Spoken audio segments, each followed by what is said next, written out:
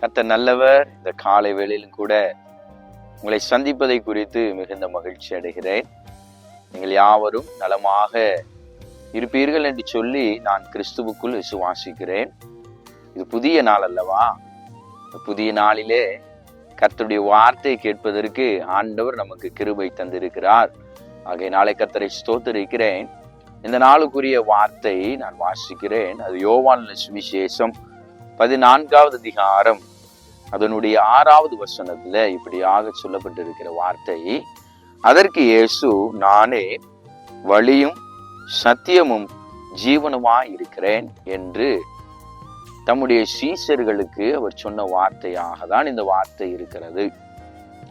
தோமா இயேசுவின் இடத்துல கேட்கிறார், ஆண்டவரே, நீர் போகிற இடத்தை அறியோமே, வழியை நாங்கள் எப்படி அறிவோம் என்று சொல்லி தோமா இயேசுவின் இடத்துல கேட்டபோது இயேசு சொன்ன வார்த்தை தான் இந்த வார்த்தை. அப்போ இந்த காலை வேளையில நீங்களும் நானும் எதை குறித்து வாஞ்சிக்கிறோம்?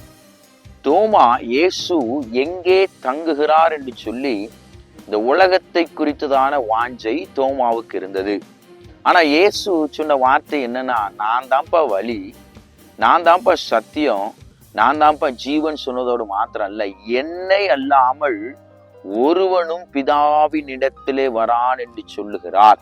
அப்ப இந்த உலகத்துல இருக்கிற நாட்களில இந்த இம்மைக்காக நான் வாழாதபடிக்கு தேவனுடைய ராஜ்யத்தை குறித்த நோக்கமும் தேவனுடைய ராஜ்யத்தை அடைய வேண்டும் என்கிற எண்ணத்தோடு தான் இருக்க வேண்டுமே ஒழிய இந்த உலகத்துக்காக வாழுகிற வாழ்க்கை வீணாக தான் போகும். இந்த புதிய நாளில உங்க ஆவி ஆத்தும சரீரத்தை தேவனுக்கு நேராக திருப்புங்க. வேதம் சொல்லுகிறது, முதலாவது தேவனுடைய ராஜ்யத்தையும் அப்படி நீதியை தேடுங்கள், அப்பொழுது இவைகள் எல்லாம் உங்களுக்கு கூட கொடுக்கப்படும்.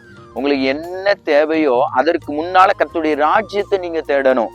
அதனாலதான் ஆண்டவர் சொல்லுகிறார் தோமாவை பார்த்து, நானே வழி, நானே சத்தியம், நானே ஜீவனுமாய் இருக்கிறேன். இந்த காலை வேளையில எத்தனை பேர் சொல்ல போறீங்க, இயேசுதான் என் வழி, இயேசுதான் என் சத்தியம், இயேசுதான் என் ஜீவன் என்று சொல்லி நீங்க அறிக்கையிடுங்க.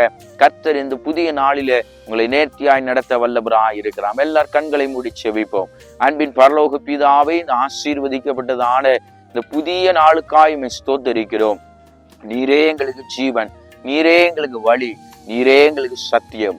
இந்த வார்த்தையிலே நாங்கள் நிலைத்திருக்க, பரலோகத்தை வந்து சேருவதற்கு கர்த்தர் தேவையான ஞானத்தையும் ஆவிக்குரிய காரியத்தை எங்களுக்கு கற்றுக் கொடுத்து வழிநடத்தும்படியாக செபிக்கிறோம். இந்த நாள் எங்களை காண வைத்திருக்கிற நோக்கத்தை கர்த்தர் நிறைவேற்றும்படியாக செபித்து எங்களை தாழ்த்தி உரிமையாக்குகிறோம். இயேசுவின் மூலம் செபிக்கிறோம் நல்ல பிதாவே, ஆமென். கர்த்தர் உங்களை ஆசீர்வதிப்பாராக.